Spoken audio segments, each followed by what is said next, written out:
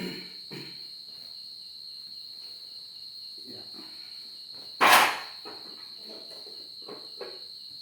halo guys, selamat malam.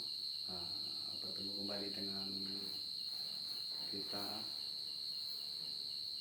channel Berkat Energi. Pada kesempatan malam ini saya akan menjelaskan sedikit mengenai pompa tipe inbuilt controller atau model pompa brushless, khususnya ini pompa tenaga surya yang sudah brushless dengan model controller inbuilt atau controller di dalam menyatu di bodi pompa ini, di bodi motor ya, bukan di bodi pompa. Nah, ini bawaan asli pabrikan. Controllernya itu seperti ini guys, mirip controller Celis ya, secara mungkin hampir sama sih sebenarnya. Ini mudah-mudahan bisa jelas ya.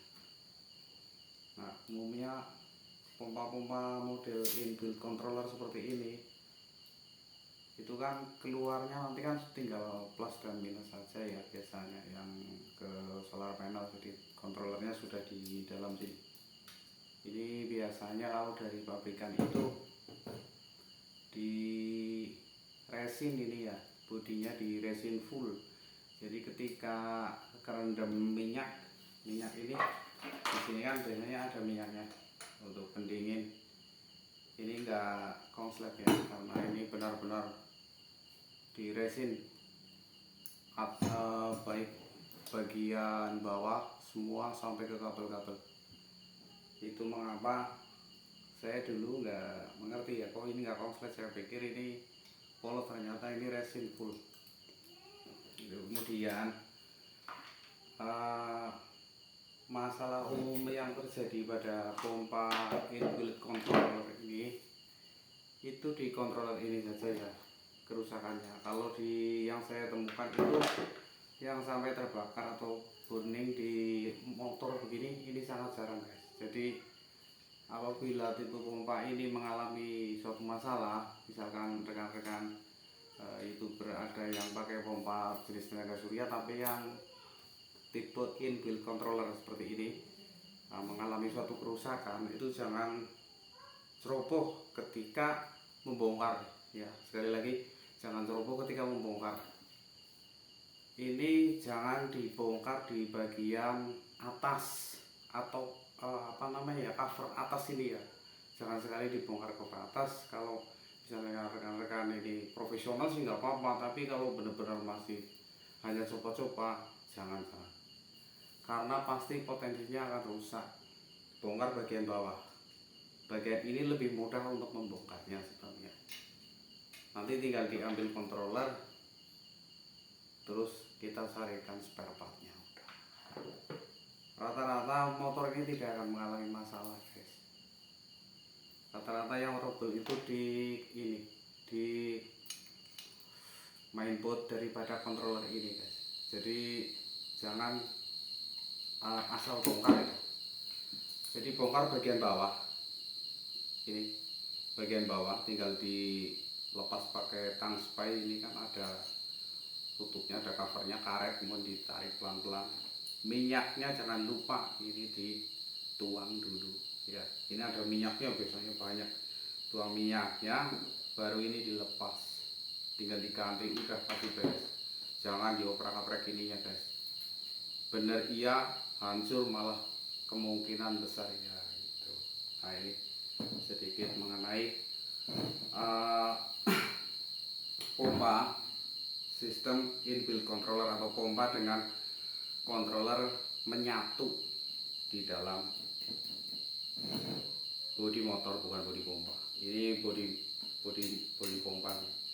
Kalau bodi motor, kalau bodi pompa kan ini ya sekitar segini. Ini bodi pompanya. Kalau ini bodi motor. Ini tadi kita jelaskan sedikit mengenai pompa tipe inbuilt controller. Jangan lupa diperhatikan, siapa tahu rekan-rekan YouTuber atau mungkin juga relasi kita, customer kita ada yang pernah order ke kita atau mungkin juga order di tempat lain, tiba-tiba pompanya mati, main ketrak-ketrik bongkar, akhirnya bukan benar malah rusak ya. Oke, kemudian lain-lain ya untuk controller yang eksternal ya standar kayak gini guys lah, sudah sering lihat ya.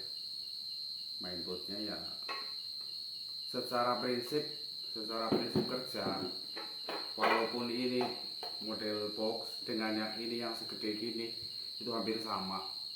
Secara prinsip kerja hampir sama. Perbedaannya untuk pin K1 K2 ini K1 K2 dan K3 itu sudah dibuat eksternal.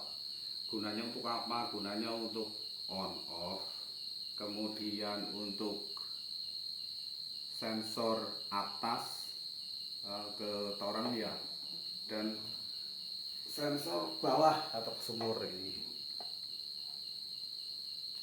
ke sensor ke sumur, ini ke toren, ini ground K3, ini on off.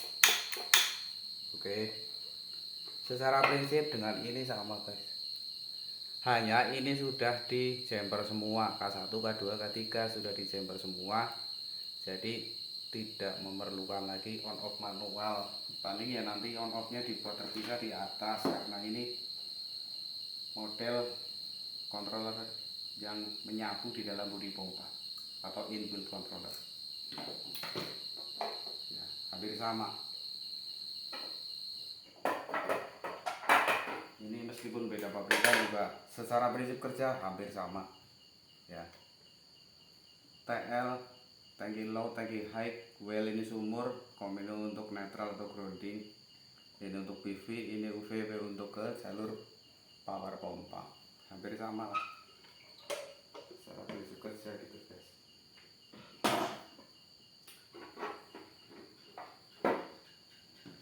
Ya demikian guys, jadi penjelasan singkat kita mengenai bagaimana kita memaintenance ya pompa berbasis solar panel atau pompa tenaga surya, khususnya pompa tipe inbuilt controller atau pompa yang menyatu di kontrolernya di dalam ini.